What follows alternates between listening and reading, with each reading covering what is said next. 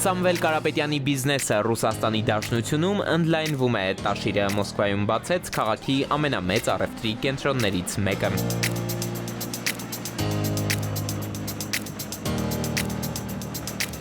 Չնայած ավելի քան 5 ամիս Սամվել Կարապետյանը կալանավորված է Հայաստանում մեր ձևով եկեղեցին պաշտպանելու համար, Ռուսաստանի Դաշնությունում նրա բիզնես գործունեությունը շարունակում է ընդլայնվել եւ նվաճել նոր հորիզոններ։ Այս տարվա ամենամեծ բացումն է այս քաղաքում եւ ոչ միայն այս քաղաքում, այլ Ռուսաստանի Հանրապետությունում նշանակություն ունեցող օբյեկտ է, հույսով ենք եւ վստահ ենք, որ շատ մարդ կլինի, շատ հետաքրքրողներ կլինեն, ուզեցողներ գալ, նայել, վայել այս ամեն ինչը, ինչ որ մենք ստեղծել ենք։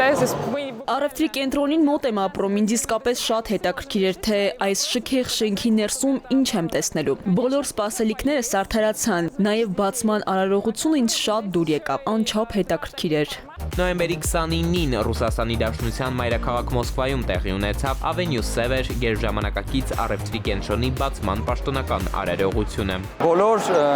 առևտրական կենտրոնները փոխում են իրենց ֆորմատները, իրենց կոնցեպցիաները։ Մենք այդ կոնցեպցիայով ենք աշխատել գնալ։ 114,000 քառակուսի մետր ընդհանուր մակերես ունեցող առևտրի կենտրոնում ներկայացված են Ռուսաստանի Դաշնության շուկայում հայտնի բազմաթիվ ապրանքանիշեր, որոնցից շատերը հայտնի են նաև հայ սպառողին՝ Cinema Star կինոթատրոնների ցանց, The Big ռեստորան, Zarina, Austin, Sportmaster, Sela եւ այլ հայտնի ապրանքանիշեր։